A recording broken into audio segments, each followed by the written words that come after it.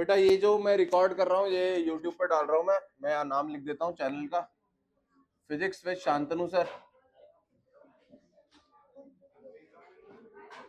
ठीक है, तो आप इन लेक्चर्स को वहां देख सकते हो।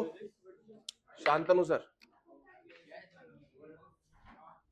आज हम सीख रहे हैं ग्राफ्स। लास्ट क्लास में मैंने आपको सिखाया था डिफरेंशिएशन के बारे में। बेटा ग्राफ का इंफॉर्मेशन देते हैं हमें। ग्राफ कैसे ड्रॉ किया जाता है, देखो सबसे पहले देख लो आप। ये है एक्स एक्सिस, ये है वाई एक्सिस, ये है एक्स एक्सिस, ये है वाई एक्सिस। तो हम वेरिएशन देखते हैं of y with respect to x. जो हम एक्स एक्सिस में बनाते हैं वो हमारा इंडिपेंडेंट वेरिएबल होता है, मतलब ये अपने आप बदल रहा होता है। और हम जो वेरिएशन देखते हैं वो वाई का देखते हैं, ये डिपेंडेंट वेरिएबल होता है। सही है क्या?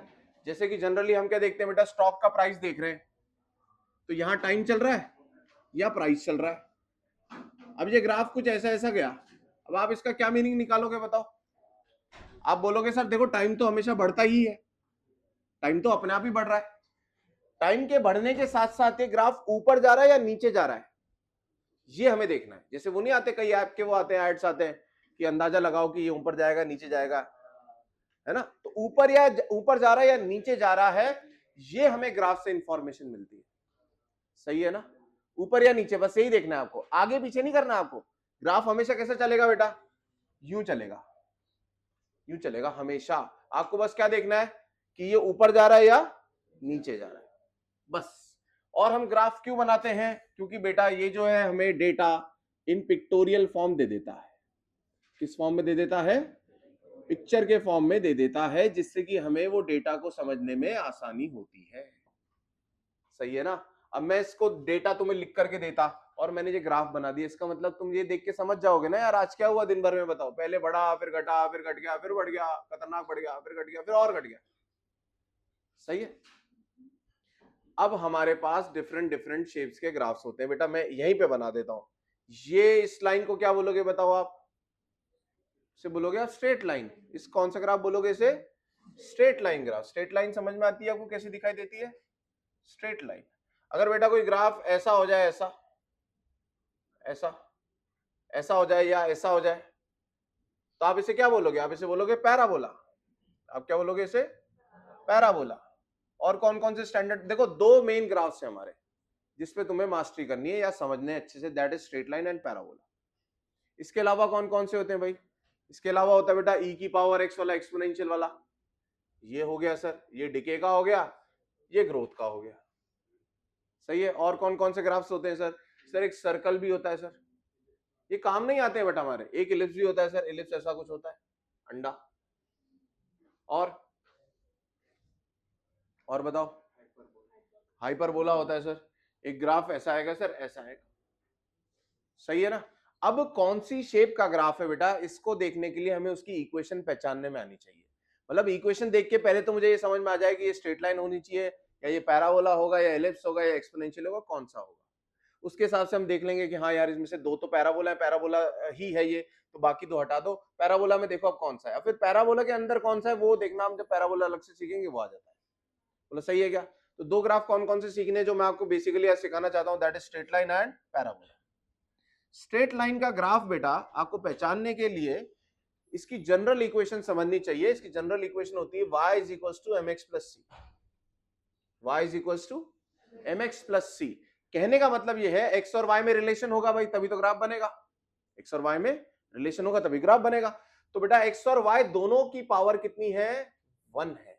अगर x और y दोनों की पावर 1 हो, मैक्सिमम पावर 1 हो, तो वो होता है स्ट्रेट लाइन। बोलो सही है क्या? तो मुझे बताइए बेटा 2x plus 3y is equal to 5, इसका ग्राफ कैसा होगा? इन सब में से बताओ कौन सा होगा इसका? सर x की पावर क्या है? मैक्सिमम 1, y की मैक्सिमम पावर कितनी है? 1, तो ये होगा स्ट्रेट लाइन। अब ये स्ट्रेट लाइन तो है, पर कैसा दिखाई देगा एग्जैक्टली वो जानना है। उसके लिए बेटा आप इसको इसमें कन्वर्ट करिए। इसमें कन्वर्ट करेंगे तो फायदा ये होगा कि जो x का कोफिशिएंट है उसे हम देखते हैं तो ये होता है स्लोप। स्लोप प्लस माइनस समझ में आता है आपको? प्लस स्लोप कैसा होता है बेटा? ऐसा। माइनस स्लोप कैसा होता है? घटता हुआ। जीरो स्लोप कैसा होता है? ऐसा। सही है? और सी क्या होता है, C is called Y intercept. Y intercept मतलब वाई को किधर काट रहा है, वाई किधर काटा उसको बोलते हैं वाई इंटरसेप्ट सी। बताइए बेटा इसको इस फॉर्म में लाने का तरीका क्या है, sir y should be alone, y क्या होना चाहिए हमारा, अकेला होना चाहिए। वाई को अकेला कर दो बेटा, 3y इज इक्वल टू कितना हो गया, इसको इधर लाओ, -2x + 5। तो y इज इक्वल टू अभी भी y के लिए 3 को डिवाइड करेंगे, -2/3x + 5/3। जैसे ही आप इसे इससे कंपेयर करेंगे बेटा तो बताओ m क्या हो जाएगा, -2/3 और c क्या हो जाएगा 5/3। जो कांस्टेंट है दैट इज y इंटरसेप्ट और जो x का कोएफिशिएंट है दैट इज स्लोप। बताइए इसका ग्राफ कैसा बनेगा, आपको रफ ग्राफ बनाना है, आपको एग्जैक्ट ग्राफ नहीं बनाना, आपको रफ बनाना है। पहली बात क्या है, slope is negative, slope negative मतलब घटता हुआ ग्राफ होना चाहिए, ठीक है। और इंटरसेप्ट इज पॉजिटिव मतलब कहीं y में पॉजिटिव पे काटेगा और फिर नेगेटिव ऐसे चलना चाहिए। सही है क्या? अगर आप कोई भी जनरल इक्वेशन बोल दीजिए बेटा, एक का और बना लेते हैं, बोलो y is equal to 2x। बताइए इससे कंपेयर करिए इसकी जनरल इक्वेशन से। जनरल इक्वेशन आपके दिमाग में फिट होनी चाहिए बेटा, y is equal to mx + c। बताइए बेटा कंपेयर करिए, मुझे लगता है x का कोएफिशिएंट यहाँ पर m है 2 और c है 0, क्योंकि यहाँ तो कोई कांस्टेंट ही नहीं है। अगर c 0 है मतलब y इंटरसेप्ट कितना है बेटा, 0 मतलब y इक्वल टू 0 से कट करेगा और स्लोप पॉजिटिव मतलब कुछ ऐसा। सही है। अच्छा मुझे बताओ x is equal to -2y, इसका ग्राफ कैसा होगा? तो आप y is equal to something बनाओगे पहले तो y is equal to -1/2x। Slope क्या हो गया बेटा, माइनस में, और c की वैल्यू क्या है 0।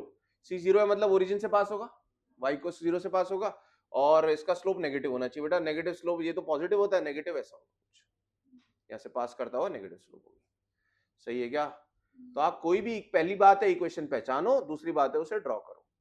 Straight line is done. अच्छा मुझे बताओ कौन कौन सी बना ली अपन ने, एक, दूसरा कौन सा बनाया अपन ने, 2, तीसरा अपन ने बनाया 3, ये चौथा मुझे यहाँ पे बताओ, y इज इक्वल टू 2 बेटा, y इज इक्वल टू 2। तो बताइए इसका स्लोप कितना है? अगर आगे mx लिखा होता तो m की वैल्यू 0 होती, तभी तो x हटा है। अरे बोलो, दिमाग तो चल ही नहीं रहा अपना। m कितना हो जाएगा इसका 0, 0 स्लोप कैसा होता है, ऐसा। तो बेटा ये कैसा हो जाएगा बताओ, y और ये x और इसका 0 स्लोप और y की वैल्यू 2 मतलब c की वैल्यू 2 हो गई, 2 से पास होना चाहिए और 0 स्लोप होना चाहिए। या आप इसको ऐसे भी ड्रॉ कर सकते थे कि y हमेशा ही 2 रहता है, y is some constant, y is 2 मतलब y x कुछ भी करे, x बदलेगा पर y की वैल्यू क्या रहेगी, हमेशा 2। सही है ना? किसी स्टॉक की प्राइस 150 थी तो 150 ही रही, तो उसका ग्राफ कैसा बनेगा, ऐसा ही तो बनेगा, ना ऊपर गया ना नीचे गया।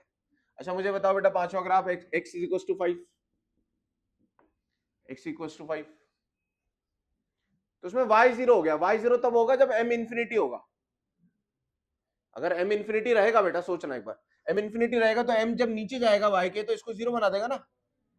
तो m इंफिनिटी बोले तो बेटा ऐसी स्ट्रेट लाइन, वर्टिकल लाइन, और x की वैल्यू 5 रखनी है मुझे, x की वैल्यू क्या है बेटा 5, ये ऐसी लाइन है।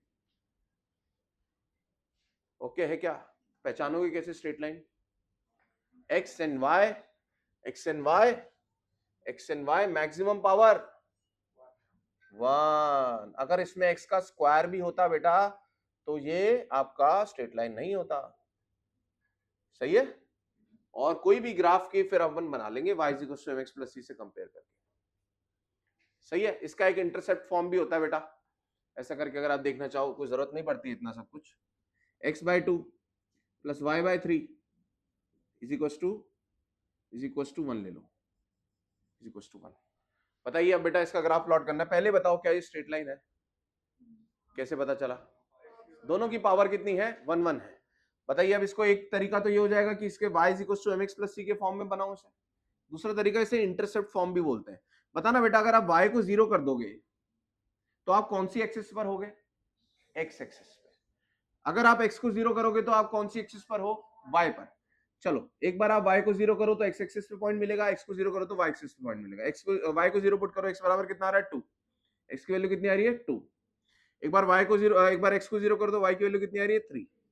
इन दोनों पॉइंट्स को बेटा जोड़ दो तो ये वाली स्ट्रेट लाइन आ जाएगी आपकी इंटरसेप्ट फॉर्म से। तो x के जो नीचे लिखा है वो x का इंटरसेप्ट है, x को कहां काट रहा है। y के नीचे जो लिखा है वो y का इंटरसेप्ट है, y को कहां काट रहा है, इक्वल टू 1 होना चाहिए, तो ये इक्वेशन बन जाती है। इसको क्या बोलते हैं अपन, इंटरसेप्ट फॉर्म। बोलो बेटा, आज हमारे पास एक क्वेश्चन था, ये वाला ध्यान आ रहा है, वी नॉट एक्स नॉट वाला। चलो इस लाइन की इक्वेशन मैं बनाता हूं, बताओ बेटा कैसे बनाए equation. y is equal to mx plus C, यहाँ क्या है v, यहाँ क्या है x, y की जगह क्या लिख दूं v, स्लोप कितना होगा minus we not by x nought. याद आ रहा है, इस थीटा से tan थीटा निकाल लेंगे, tan theta perpendicular upon base पर माइनस हो जाएगा क्योंकि ये स्लोप नेगेटिव है, तो minus we not by x not हो गया M X plus C. C क्या है बताओ, इसका intercept y intercept V not. ये आगे बेटा इसकी स्ट्रेट लाइन की इक्वेशन, तो मैं ग्राफ देख करके स्ट्रेट लाइन की इक्वेशन बना ली मैंने। सही है, लिख लो इसे, स्ट्रेट लाइन इज डन।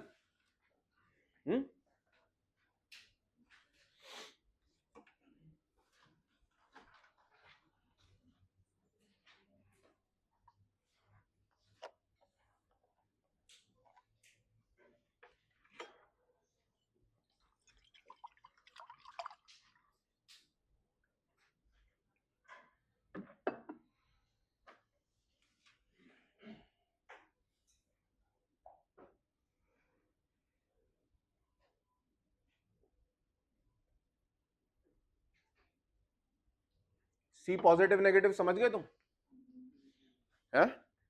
इधर ही आ जाता हूं बेटा, चार केस बना लेते हैं, सी पॉजिटिव एम बी पॉजिटिव। बोलो कैसा दिखाई देगा ग्राफ। सी पॉजिटिव बोले तो y एक्सिस को प्लस में काटना है, और एम पॉजिटिव बोले तो ऊपर जाना चाहिए ग्राफ। सही है क्या? अच्छा, एक लाइन मैं खींचता हूं बेटा, इधर ही बना लेते हैं, इसके लिए सी पॉजिटिव एम पॉजिटिव।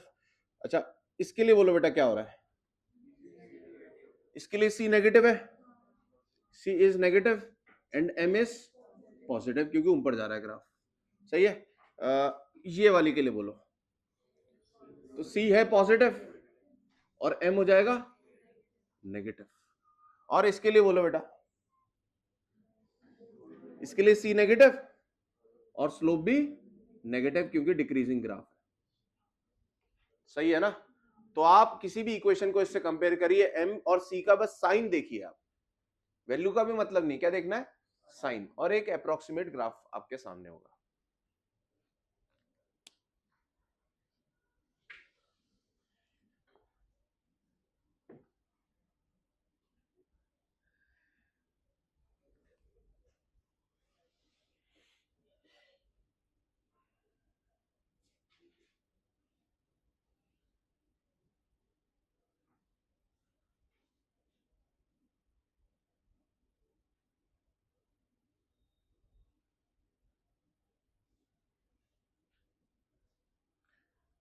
देखो आप पढ़ आज लोगे बेटा, पर ये काम कब तक आएगा, पूरी फिजिक्स में आएगा।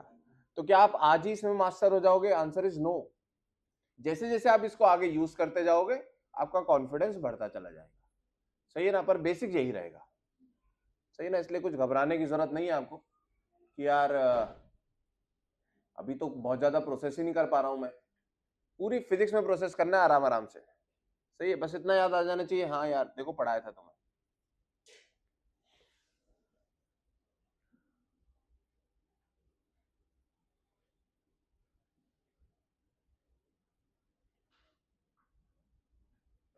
लिख लो फटाफट, मिटाते हैं, पैराबोला करते हैं। ग्राफ्स के अलावा और क्या करें आज?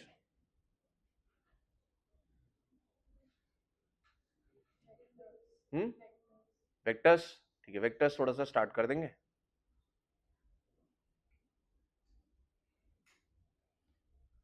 वेक्टर्स का ना यहाँ पर मैंने अपलोड भी कर दिए थे कल कुछ लेक्चर्स, तो अगर आपके पास टाइम हो, एक्स्ट्रा टाइम हो, तो आप देख लेना बेटा उन्हें, ताकि और अच्छे से समझ में आएगा। मतलब बस इतना, अगर आपको लगता है नहीं टाइम नहीं है तो मैं नहीं बोलूंगा, आप देखो उसे।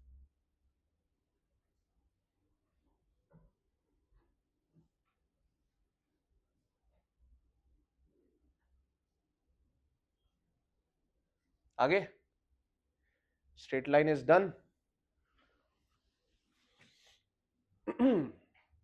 नेक्स्ट है बेटा कौन सा ग्राफ, हमारा फेवरेट पैराबोला। पैराबोला कैसे दिखाई देता है, यू यू यू शेप का दिखाई देता है।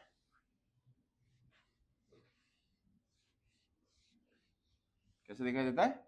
यू शेप्ड, है ना, जिसे हम स्माइल करते हैं ना, स्माइल। ये है पैराबोला, ये भी पैराबोला है। अच्छा, ये भी पैराबोला है, सही है, ये भी पैराबोला है और ये भी पैराबोला है, सही है ना। सभी की शेप कैसी है?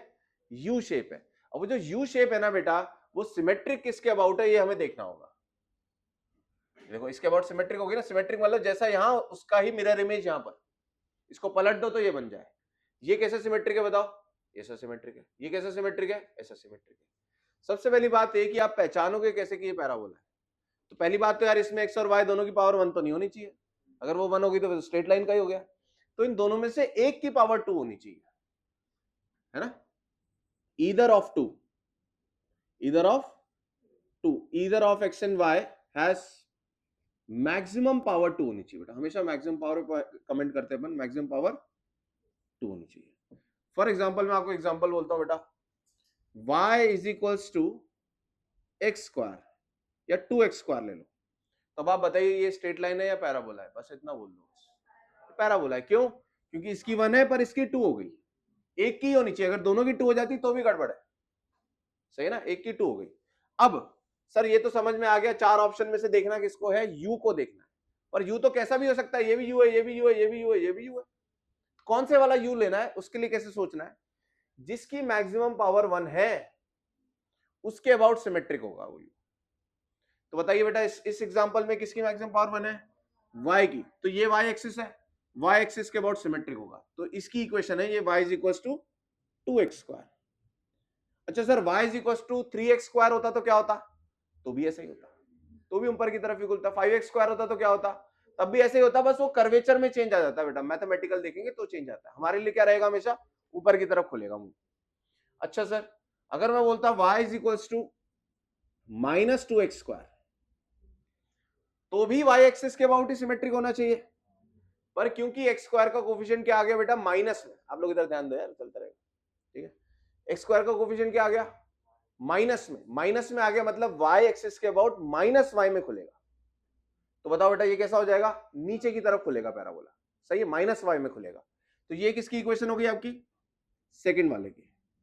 अब तुम मुझे बताओगे इसी लॉजिक से, x is equal to 2y square, बताओ कौन सा होना चाहिए इन चारों में से? किसके अबाउट सिमेट्रिक होना चाहिए? x के अबाउट होना चाहिए। अब ये दोनों ही x एक्सिस है, पर y स्क्वायर का कोफिशिएंट प्लस में है तो प्लस x में खुलेगा। ये इसका हो गया बेटा। अब मैं बोलता हूं x equal to minus 2y square, तो बताइए x के अबाउट होना चाहिए बट माइनस x में आएगा, तो ये हो जाएगा इसका ग्राफ।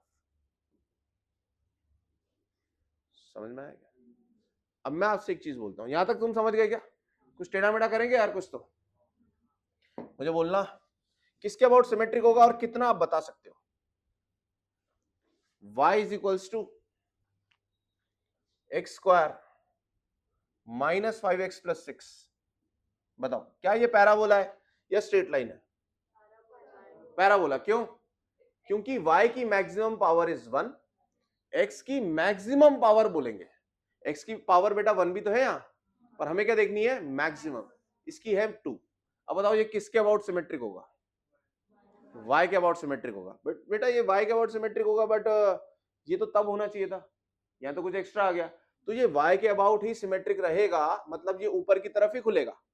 ऊपर की तरफ क्यों खुलेगा? क्योंकि x स्क्वायर का कोफिशिएंट क्या है? प्लस में। ऊपर खुलेगा, बस ये थोड़ा सा शिफ्ट हो जाएगा इधर उधर, रहेगा ये ऊपर की तरफ ही ऐसा, पर क्या हो जाएगा? ये ऐसा कुछ हो जाएगा ये। अब ये कैसे शिफ्ट होगा उसके लिए बेटा अपन क्या कर सकते हैं? याद करो, y को 0 कर दूंगा तो क्या x एक्सिस पे पॉइंट्स मिलेंगे? अभी देखा था अपन ने। तो बेटा आप ये सोचो यार, आप इसको सॉल्व करते थे 10th क्लास में, क्वाड्रेटिक के सॉल्यूशंस। इसको सॉल्व करोगे तो x की वैल्यू मेरे हिसाब से 2 और 3 आ रही है, यस और नो? तो मतलब ये x एक्सिस पे दो जगह काटेगा बेटा, x इक्वल्स टू 2 पे और x इक्वल्स टू 3 पे, और ऊपर की तरफ खुलेगा। बताओ यार एक ही बन रहा है शेप, सही है क्या? दूसरी बात, अगर बेटा ये ऊपर की तरफ खुल रहा है तो इसका मिनिमा मिलेगा हमें। देखो मिनिमा टच करके ये ऊपर जाएगा ना, नीचे आ रहा है फिर ऊपर जा रहा है, मतलब ये क्या टच करके जा रहा है? मिनिमा। अगर कोई यू है तो उसका क्या मिलने वाला है हमें? मैक्सिमा मिलने वाला है। क्या बता सकते हो इसका मिनिमा कितने पे मिलेगा? कितने एक्स पे इसका मिनिमा होगा? बिल्कुल सिमेट्री से देखें बेटा, x इक्वल टू 2.5 पे इसका मिनिमा आने वाला है। ये होगा इसका y मिनिमम। यस और नो? अरे बोलो। और कितने पे मिलेगा बेटा? इन दोनों के बीच का पॉइंट ले लिया मैंने, बिकॉज सिमेट्री के कारण। अगर मैं x की वैल्यू 2.5 यहां पुट कर दूं तो y की जो वैल्यू मिलेगी वो y मिनिमम होगी। अच्छा, इसका y मैक्सिमम कितना होगा? इनफाइनाइट बेटा, ये तो जाता जाएगा ना, रोकने वाला कौन है इसे? समझ में आया क्या? This is parabola. लिख लो बेटा।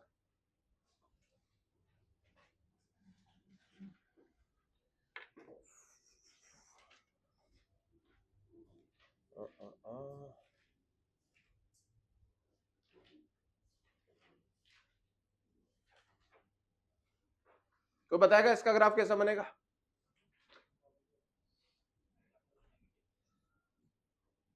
इसका कैसा बनेगा? अंदाजा लगाना है अपने को ना, चार ऑप्शन में से एग्जैक्ट थोड़ा बनाना होता है, सब्जेक्टिव थोड़ी ना भाई, अपन को टिक लगाना है। पहले ही पहचान लिया कि पैराबोला है, दूसरा क्या पहचान लिया कि वाई एक्सिस के अबाउट सिमेट्रिक है, तीसरा ये भी पहचानो बेटा कि जब वाई पॉजिटिव है तो ये नेगेटिव है, मतलब नीचे खुलेगा, और इसको जीरो करेंगे तो वही रूट्स आने वाले हैं अभी भी। अब बताओ कैसा बनने वाला है ये? वही 2 और 3 से बेटा अब नीचे खुलेगा। अब 2.5 पे क्या मिलने वाला है तुम्हें, मैक्सिमा या मिनिमा? मैक्सिमम मिलने वाला। समझ गए ना? बना लो। ये दो ग्राफ्स थे, स्ट्रेट लाइन और पैराबोला, जो आपको आने चाहिए। इसके आगे तो बेटा काम चल जाता है अपना, आता है नहीं आता है वो सब बराबर है। जिसको आता है उसको भी नहीं पता, जिसको नहीं आता उसे तो पता ही नहीं है। सही बात है, सही है ना?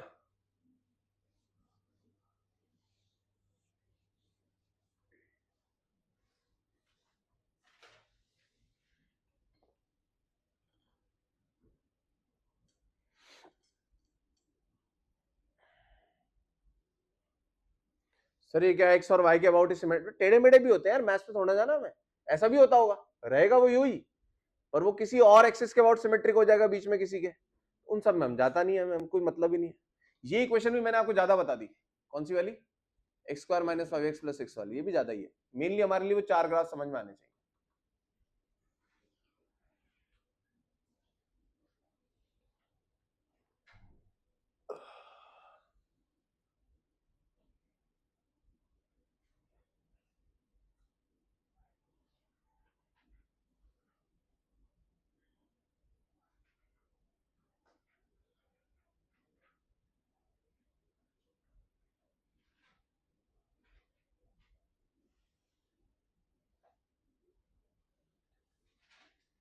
इसके अलावा सर्कल, एलिप्स आता है चाहे नहीं आता है, कोई फर्क नहीं पड़ रहा है। जब आएगा तब देख लेंगे, ठीक है? एक्सपोनेंशियल जब आएगा तब देख लेंगे। एक्सपोनेंशियल में वैसी बच्चों की हालत खराब रहती है, ग्राफ तो बहुत दूर की बात है, इक्वेशन से डर लगता है। सही है? इलिप्स में कब काम आएगा? ग्रेविटेशन में, तब की तब देख लेंगे भाई, 2 मिनट में इक्वेशन बता दी बेटा, ये इक्वेशन होती है, आज रटो चाहे तब रटो, एक ही बात है। हाँ, y0 मतलब x एक्सिस पे दो दो पदार्थ, तुम मुझे बताओ वो दो रूट्स क्यों आते थे? क्योंकि वो u बनना है तो उसे दो जगह काटना पड़ेगा, घूम के वापस आना है ना यार, यू टर्न। हाँ, इसलिए दो सॉल्यूशंस आते थे। अब तुम सोचो जिसके लिए d बराबर 0 होता था तो एक रूट आता था, वो ग्राफ कैसा बनेगा पता है? ये छू के निकल गया भाई। और जिसके रूट्स ही नहीं आते थे,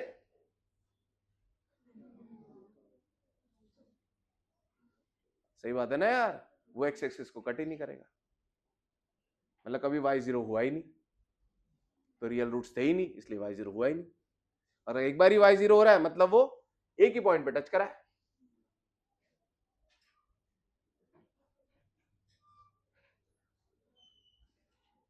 बताओ आपको स्ट्रेट लाइन ये अपना बताओ बेटा, एलिप्स एलिप्स करनी फॉर्मेलिटी बोलो है? Circle x square by x square plus y square is equal to r square. इसका बेटा जो सेंटर होगा वो ओरिजिन पर होगा 0,0 पे, और इसका जो रेडियस होगा वो आर होगा। तो अगर मैं दूं x square plus y square is equal to 25। तो आप बताओ बेटा ये पैराबोला, आप ये तो बोल सकते हो कि पैराबोला नहीं है, कैसे? दोनों की मैक्सिमम पावर 2 हो गई यार, तो ये पैराबोला नहीं है, ये कुछ सर्कल हो सकता है। तो बेटा आर स्क्वायर को 25 बोल रहे हैं तो आर को कितना बोलना चाहिए? 5। तो बेटा एक सर्कल बना देना जिसका रेडियस कितना है? 5। इसका रेडियस कितना है? 5। खत्म। सही है। सर्कल का एक बड़ा भाई होता है इलिप्स। बड़ा भाई क्यों बोल रहा हूं अभी समझ में आएगा। इलिप्स की जनरल इक्वेशन होती है बेटा, हमें काम आएगी कहां पे? ग्रेविटेशन में। इतना कुछ नहीं है, ये सब नहीं आती चीजें काम। Is equal to 1। अब बेटा ये बताओ y को 0 करोगे तो x एक्सिस पे बिंदु मिलेंगे, तो x एक्सिस पे कितने बिंदु मिलेंगे बताओ? x square is equal to a square हो जाएगा, तो x बराबर प्लस माइनस ए होगा, तो x को प्लस ए में भी काटना है और माइनस ए में भी काटना है। बताओ यार, अगर तुम x को 0 करोगे तो y में बिंदु मिलेगा, इसको 0 करा y square equal to b square, y is equal to plus minus b। b को थोड़ा a से छोटा ले रहा हूं इसलिए थोड़ा सा ऐसे यहाँ पे पास पास ले लिया। अब बेटा इन्हें जोड़ दो एक स्मूथ कर से, तो क्या मिलेगा हमें?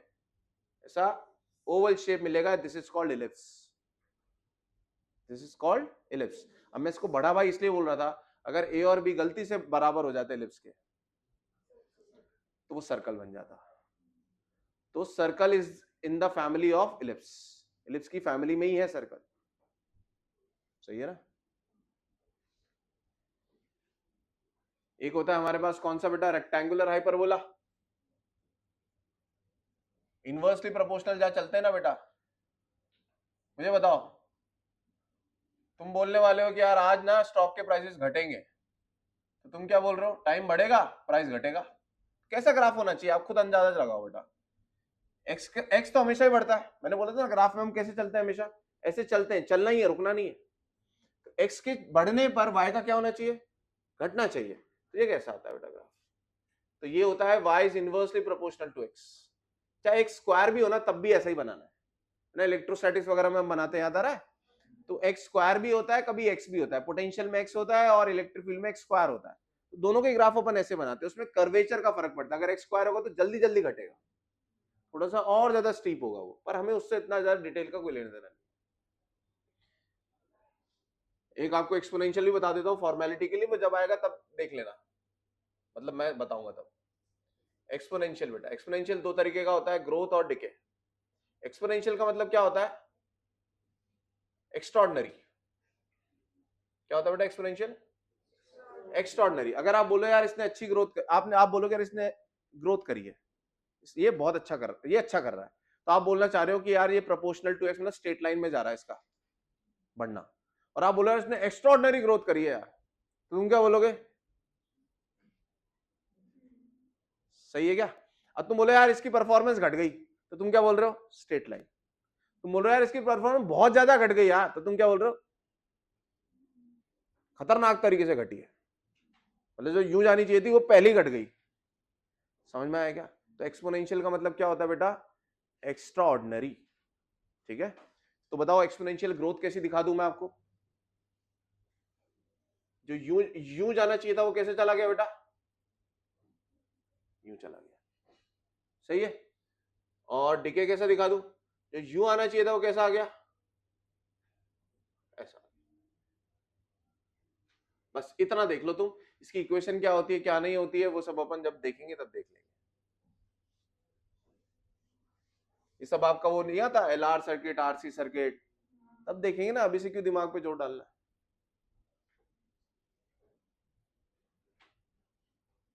डीके मतलब घटना, ग्रोथ मतलब, मैं आपको थोड़ा एक आइडिया दे देता हूं क्योंकि हम बात कर रहे हैं। ई की पावर बेटा अगर पॉजिटिव होगी ना तो ग्रोथ होता है, ई की पावर नेगेटिव होगी तो डीके होता है। इतना सा देख लो बस। आप देखते हो ना फर्स्ट ऑर्डर काइनेटिक्स, उसमें केमिस्ट्री में, तो ई की पावर माइनस में होता होगा ना, ई की पावर माइनस, हाफ लाइफ वगैरह जो होता है ई की पावर माइनस में चलता होगा ना टाइम के रेस्पेक्ट में। तो माइनस मतलब वहां क्या हो रहा है? देखो उसकी संख्या घट रही है या अमाउंट या कॉन्सेंट्रेशन घट रहा है। ई की पावर माइनस मतलब घटना, डिके। ई इज व्हाट बेटा? ई इज नथिंग बट, जैसे एक पाई होता है, जब आपको पाई नहीं पता था तो आपको इससे भी डर लगता था, फिर किसी ने बताया भाई ये कुछ नहीं होता 3.14 होता है, और हाँ ठीक है होता है भाई, कांस्टेंट है। ऐसी बेटा ई भी एक कांस्टेंट होता है, यूलर्स कांस्टेंट, इसकी वैल्यू होती है 2.71। ई इज नथिंग बट एक कांस्टेंट, मैथ्स का इंपॉर्टेंट कांस्टेंट, जैसे कि पाई एक अच्छा कांस्टेंट है, वैसे ई भी एक कांस्टेंट है, जिसकी वैल्यू कितनी होती है 2.71, अप टू इनफाइनाइट डिजिट्स होती है, हम यहीं तक ही देखते हैं।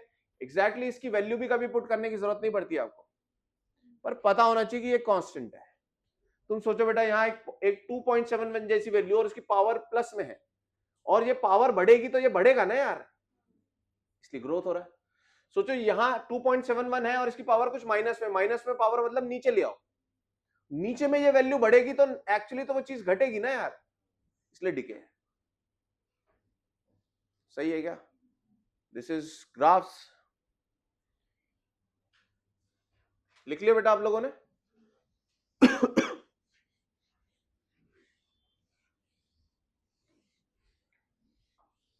नोट्स बेटा आप इन किसी भी बच्चे के लेकर के, अगर आपको साफ सुथरे नोट्स बनाने हैं, आपको लगता है कि हाँ उससे मेरे को बहुत अच्छा फील आएगा, तो आप उनके नोट्स उतार सकते हैं। ठीक है,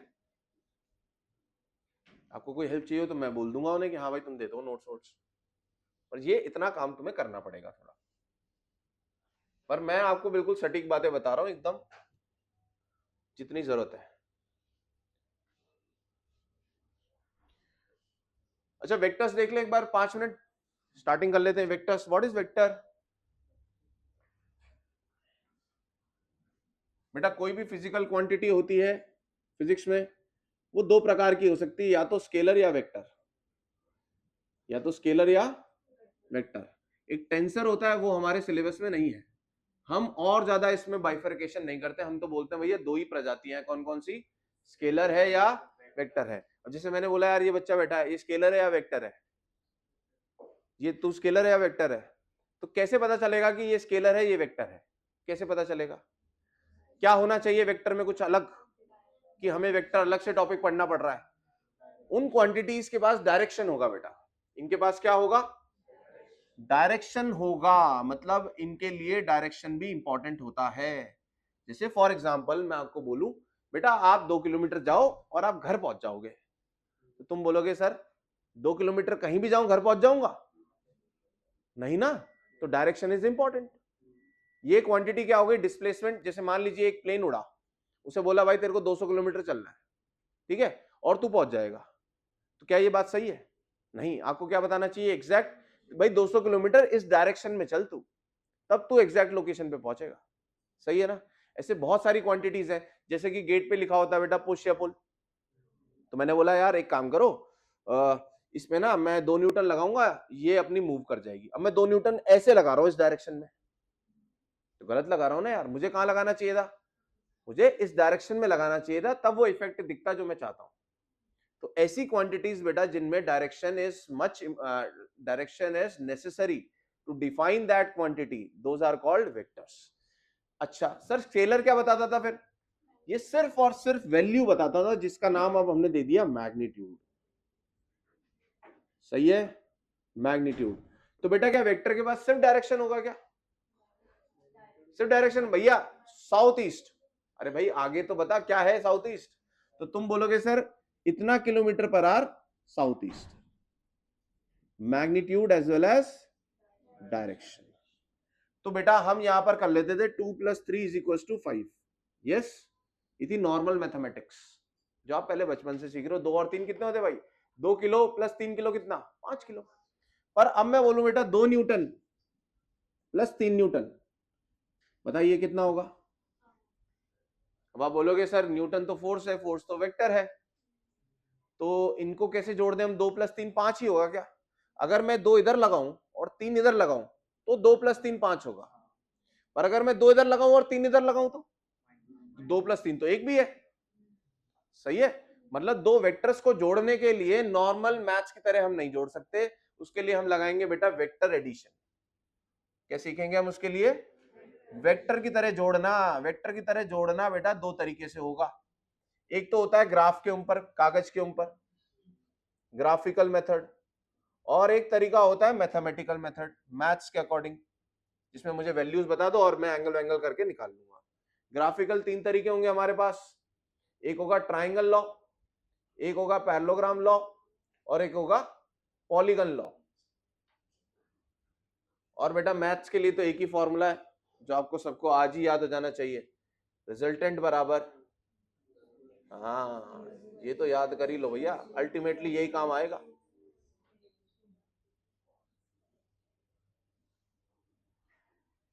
सही है ना। ए और बी उन दोनों वेक्टर्स के क्या है, मैग्नीट्यूड, 2 और 3 है ए और B. And what is theta, इन दो वेक्टर्स के बीच का एंगल कितना है। सही है, एंगल कैसे निकालते हैं, इन लॉस को कैसे यूज करते हैं, ये अपन नेक्स्ट क्लास में देख लेंगे। ठीक है, आपके पास टाइम हो तो आप देख सकते हैं इसमें थोड़ा सा जो मैंने चैनल बताया, तो आपको पहले से थोड़ा आइडिया होगा अगर टाइम है तो।